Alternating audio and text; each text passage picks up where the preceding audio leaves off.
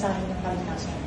Kagaya nung pinagin ko po kanina, Christmas ay may mensahe, and that is yung mensahe po ng kaligtasan. So, yun yung gusto ko i-share sa inyo ngayon.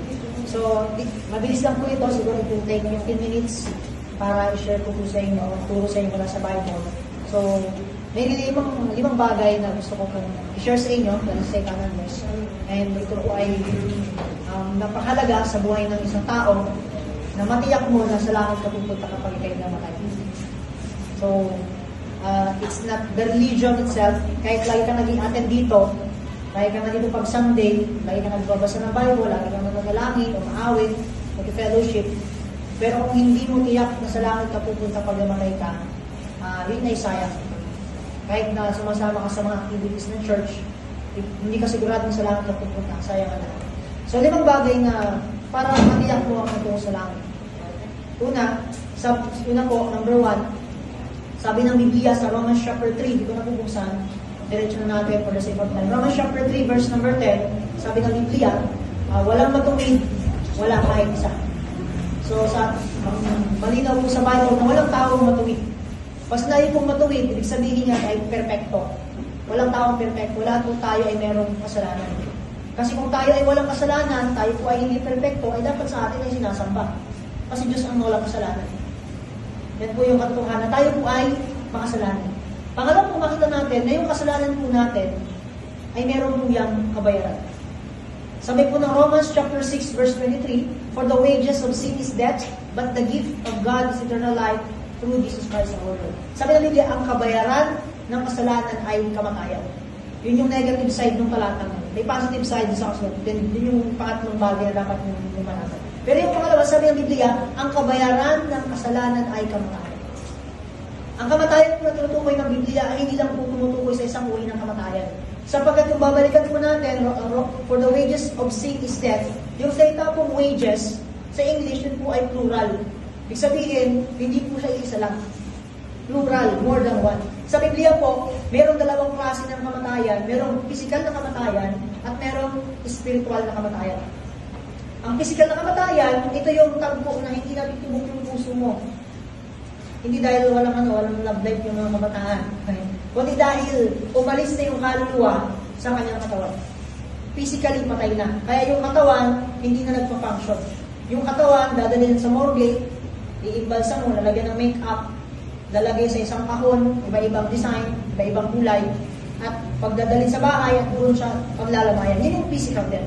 Yung katawan mo, at the end ng tinakdang panahon na yun, ay dadalhin doon sa cemetery. Yun yung physical death.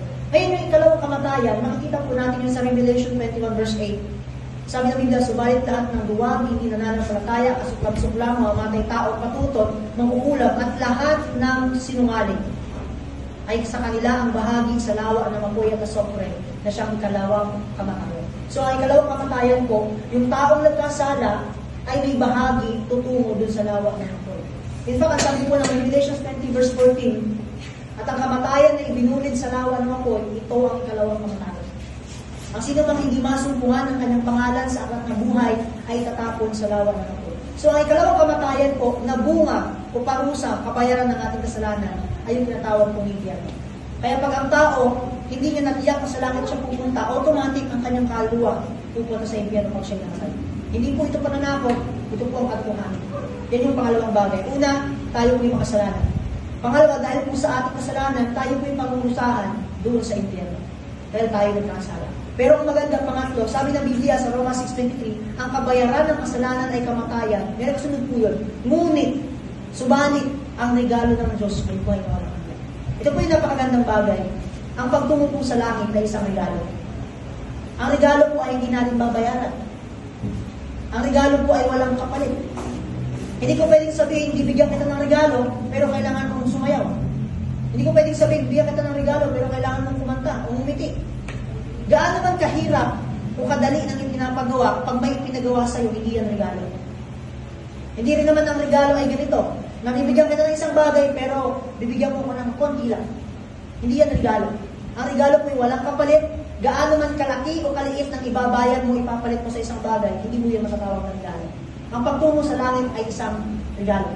Wala tayong gagawin, wala tayong ibabayad, kahit hindi ka magsimba, hindi paraan ng pagtungo sa langit. Kahit hindi ka magbasa ng Biblia, kahit magbasa ka ng Biblia, hindi yun ang paraan ng pagtungo sa langit. Ang pagtungo sa langit ay isang regalo. Ang tanong, bakit ito regalo?